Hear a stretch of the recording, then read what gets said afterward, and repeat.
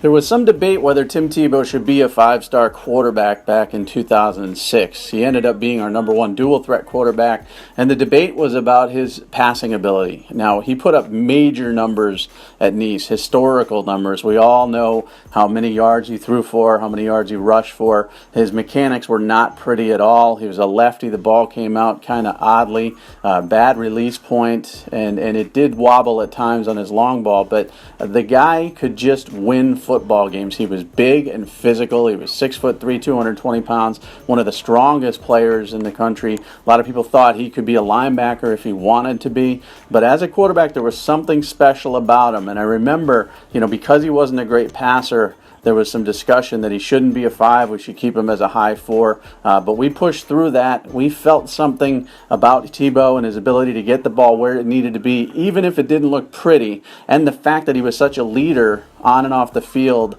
and such a guy who could will his team to victory that he became that 5-star. Obviously, the rest is history, national championships, Heismans, and all the debate about being a first-rounder in the NFL and being sort of jettisoned out of the NFL after a few years. But Tim Tebow, a polarizing guy even back in high school, but you couldn't overlook the fact that as bad as he could look at a Nike camp, he would look equally good in games and just dominate people by running over them. He was essentially that second or third running back in the backfield at times.